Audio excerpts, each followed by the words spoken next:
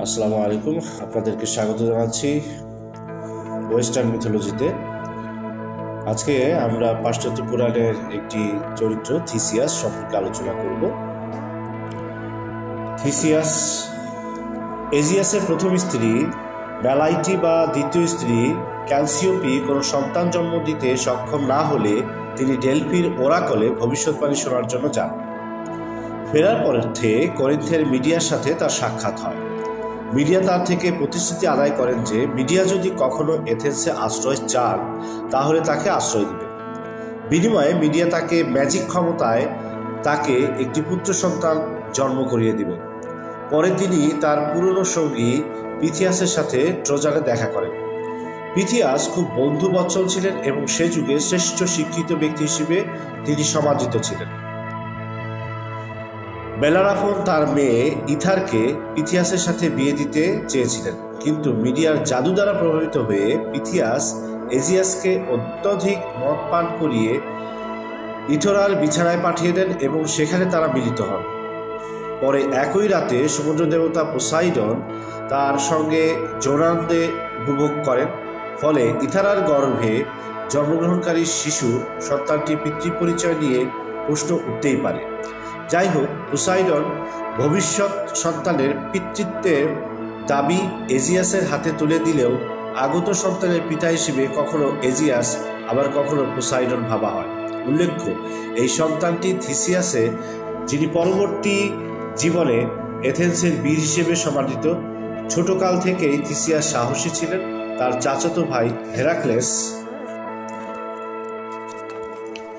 Hercules পিথিয়াসের সাথে ভোজ করার সময় তার গায়ের সিংহের চামড়া খুলে একটি টোলের উপরে রাখেন।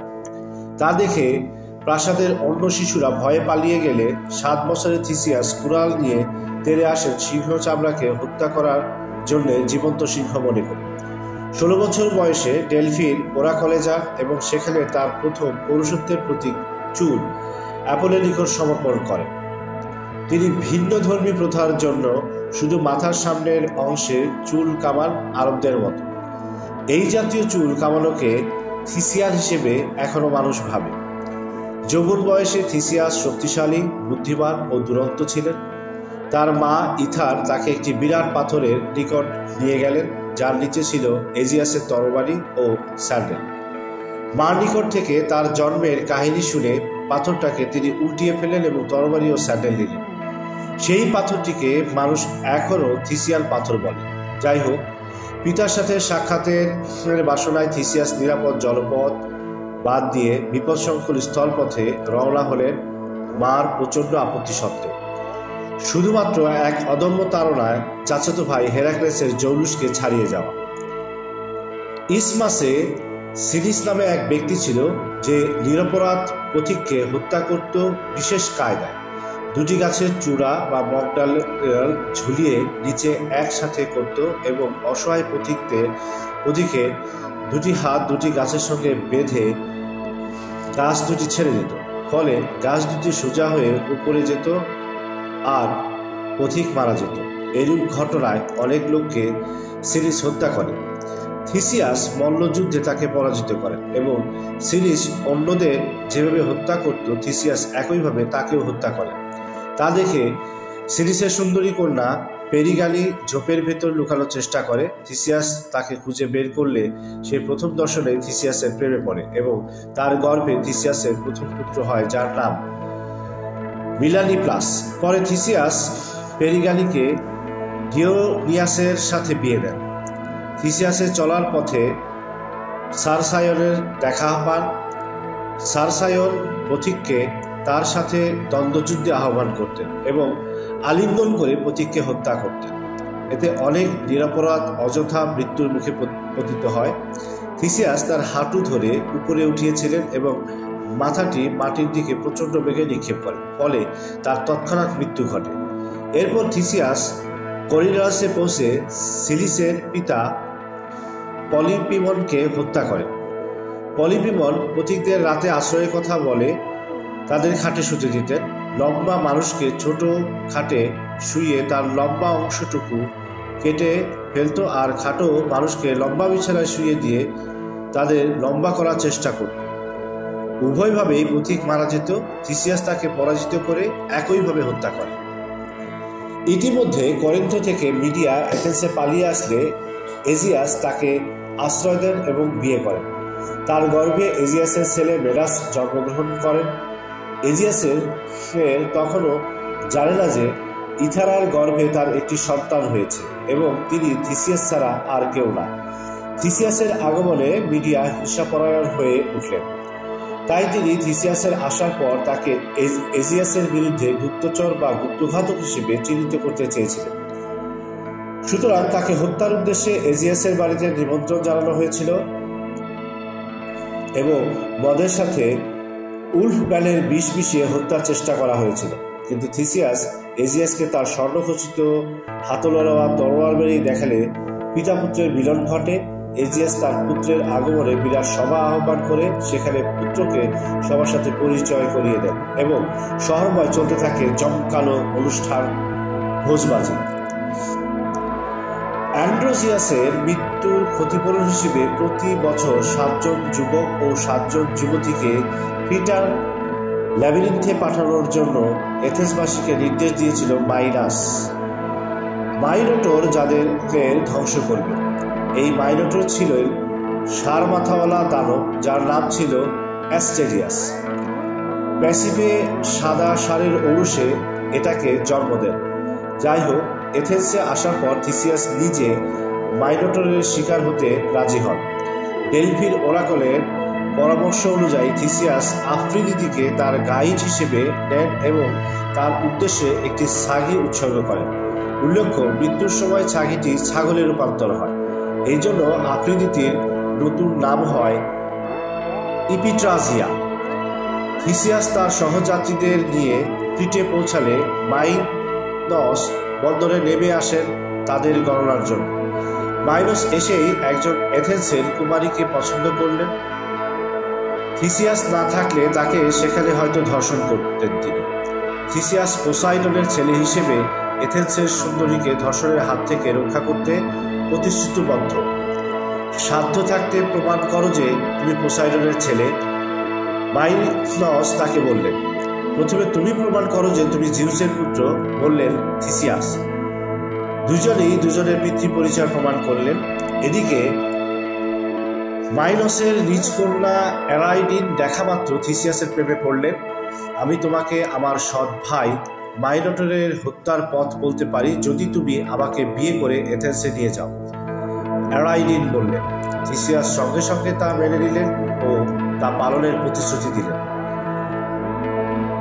ড্যাডালাস ক্রিট ত্যাগের আগে অ্যারাইডিনকে একটি জাদুর সুতার বল দিয়েছিলেন এবং তাকে গোলকধাঁধা থেকে বের হওয়ার ও প্রবেশ পথে নির্দেশনা দিয়েছিলেন।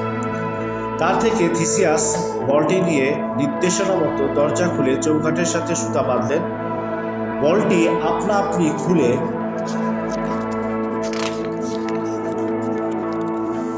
মাইনোটর যেখানে বাধা ছিলেন সেখানে শেষ হল। সেখানে ঘুমন্ত অবস্থায় মাইনোটরকে থিসিয়াস হত্যা করলেন এবং সুতাটি আবার পাকিয়ে বল বানিয়ে ফিরে আসলেন। গোলকধাঁধা থেকে বেরিয়ে আসার পর থিসিয়াসকে অ্যারাইডিন আবেগে জড়িয়ে ধরলেন এবং এথেন্সের দলবলকে সমুদ্রবন্দরে পথ দেখিয়ে নিয়ে আসলেন। কিন্তু তার কিছুদিন পর থিসিয়াস অ্যারাইডিনকে সমুদ্র তীরে ঘুমন্ত অবস্থায় রেখে চলে আসেন। অনেকে মনে করেন থিসিয়াস এজিনি নামক এক মেয়ের প্রেমের জন্য অ্যারাইডিনকে ছেড়ে আসেন। আবার অনেকে মনে করেন যে ডায়োনিসাস স্বপ্নে থিসিয়াসকে ভয় দেখিয়ে অ্যারাইডিনকে দাবি করলে ঘুম থেকে উঠে থিসিয়াস অ্যারাইডিনকে রেখেই চলে আসেন। পিতা এজিয়াসের মৃত্যুর পর থিসিয়াস এথেন্সের সিংহাসনে বসেন। তিনি সিংহাসনের আরোহণ করেই প্রতিপক্ষের প্রায় সকলকে হত্যা করেন। তবে তিনি আইন মান্যকারী হিসেবে চিহ্নিত ছিলেন এবং ফেডারেশনের পলিসি শুরু করেন।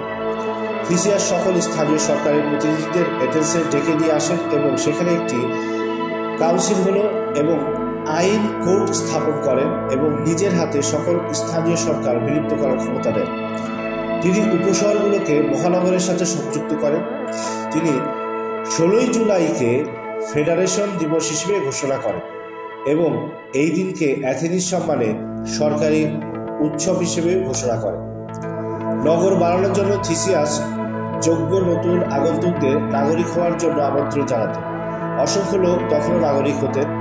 তিনি নাগরিকদের 3 শ্রেণীতে ভাগ করতেন: ইউপ্যাট্রিডস, 2 নম্বর গর্জেস বা কৃষক, 3 নম্বর ড্যাম আর্জেস বা শিল্পী অথবা দক্ষ কারিগর। থিসিয়াস এথেন্সের রাজা হিসেবে প্রথম টাকশাল স্থাপন করেন এবং মুদ্রার উপর ষাঁড়ের ছবি আঁকেন। অনেকের মতে আমাজনদের বিরুদ্ধে হেরাক্লেসের সফল অভিযানে থিসিয়াসের সঙ্গে ছিলেন এবং বিজয়ীর অংশীদার হিসেবে আমাজনদের রানী অ্যান্টিওপটকে গ্রহণ করেন। পরবর্তীকালে আমাজনরা এথেন্স আক্রমণ করলে থিসিয়াসের স্ত্রী হিসেবে অ্যান্টিওপ তার সঙ্গে থেকে যুদ্ধ করেন এবং মলপাডিয়া নামক এক ব্যক্তি তাকে হত্যা করেন। থিসিয়াস তাকেও হত্যা করেন। উল্লেখ্য যে থিসিয়াস ও অ্যান্টিওপের এক ছেলে হয় যার নাম হিপ্পোলিটাস। তিনি আর্টেমিসের অনুরাগী ছিলেন এবং প্রেম, বিয়ে ইত্যাদিতে তার কোনো আগ্রহ ছিল না। এরপর থিসিয়াস ফেডেরাকে বিয়ে করেন। থিসিয়াস টার্টারাসে গেলে আফ্রিদিতি ফেডেরাকে বাধ্য করেন হিপ্পোলিটাসের প্রেমে পড়তে। ফেডরা তার প্রেমে পড়েন এবং অতি বিশ্বস্ত নার্সের পরামর্শে হিপ্পোলিটাসকে এক প্রেমপত্র লেখেন, যেখানে তার দাদি ইউরোপি বা প্যাসিকে এবং নিজের বোন অ্যালাইডিনের অসহায়ত্বের কথা এবং দুর্ভাগ্যের কথা লেখেন। উল্লেখ্য, এরা সবাই দেবতা দেবীদের খেয়ালিপনার শিকার হয়ে অসম এবং অস্বাভাবিক প্রেমে পড়ে। ফেডরাও তার অসহায় অবস্থার কথা উল্লেখ করে হিপ্পোলিটাসের প্রেম প্রার্থী হন। হিপ্পোলিটাস ভয়ে চিঠিটি জ্বালিয়ে ফেলেন এবং ফেডেরার ঘরে গিয়ে চিৎকার করে তাকে ভর্ৎসনা করেন। কিন্তু ফেডেরা নিজের পরিধেয়ে কাপড় ছিলেন এবং হিপ্পোলিটাস তাকে ধর্ষণ করেছেন বলে চিৎকার করেন। তারপর তিনি ফাঁসিতে ঝুলে মৃত্যুবরণ করেন এবং তার মৃত্যুর জন্য হিপ্পোলিটাসকে দায়ী করে একটি চিরকুট লেখেন। ইতিমধ্যে থিসিয়াস টার্টারাস থেকে ফিরে এসে চিরকুটটি দেখতে পান এবং উত্তেজিত হয়ে হিপ্পোলিটাসকে এথেন্স থেকে বহিষ্কারের নির্দেশ দেন। উপরন্তু তার পিতা পোসাইডনের কাছে হিপ্পোলিটাসের মৃত্যুর জন্য প্রার্থনা করেন। পোসাইডন তাকে দেওয়া প্রতিশ্রুতি অনুযায়ী 3টি বরের একটি হিসেবে থিসিয়াসের প্রার্থনা মঞ্জুর করেন এবং এথেন্স থেকে বিতাড়িত হিপ্পোলিটাসকে প্রতিমধ্যে হত্যা করার জন্য এক বিরাট ঢেউ পাঠান, যাতে হিপ্পোলিটাস মারা যান। থিসিয়াসের স্ত্রী ফেডেরার আত্মহত্যার পর পিরিথাস থিসিয়াসকে স্পার্টায় যাওয়ার জন্য অনুরোধ করে। দুজনের উদ্দেশ্য একটাই, হেলেনকে বিয়ে করা। যাওয়ার আগে দুজনেই প্রতিশ্রুতি দিলেন যে এই ভয়ঙ্কর অভিযানে তারা একে অপরের পাশে থাকবে। হেলেনকে জয়লাভের পর অন্যজনে জিউসের অন্য কোনো কন্যাকে বিয়ে করার চেষ্টা করবে। সিদ্ধান্ত অনুযায়ী তারা এক বিরাট বাহিনী নিয়ে স্পার্টা আক্রমণ করলেন। 12 বছরের চেয়েও কম বয়সী হেলেন তখন মন্দিরে পূজা করছিলেন এবং এই দুজনে তাকে অপহরণ করলেন। অপহরণের পর তারা টিজিয়াতে হেলেনকে নিয়ে লটারি করলেন। লটারিতে হেলেন থিসিয়াসের ভাগ্যে পড়লেন। তখন হেলেনকে থিসিয়াস তার মার সাথে গ্রামে পাঠালেন, যেখানে তার বন্ধু তাকে পাহারা দিবেন। কারণ থিসিয়াস ভেবেছিলেন যে এথেন্সবাসী হেলেন অপহরণের জন্য সৃষ্ট ঝামেলা সহজভাবে নিবে না। কয়েক বছর পর তিনি থিসিয়াসের বিয়ের উপযুক্ত হলেন। তখন পিরিবাস তাকে তাদের চুক্তির কথা মনে করিয়ে দিলেন। তখন তারা একত্রে জিউসের ওরাকলের পরামর্শ করলেন।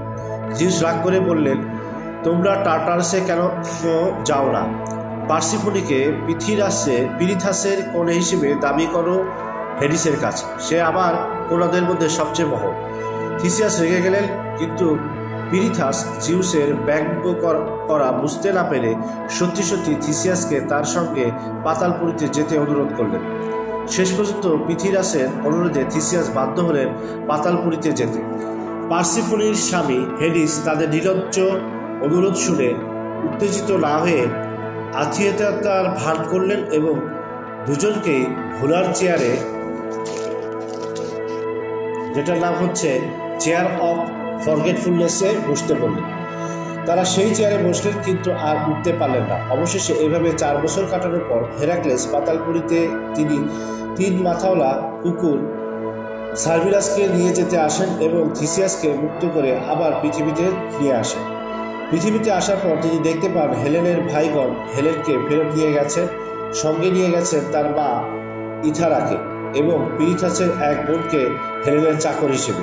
তবে অনেকের মতো হেলেনকে থিসিয়াস আগেই বিয়ে করেন এবং তাদের এক কন্যা সন্তান হয়।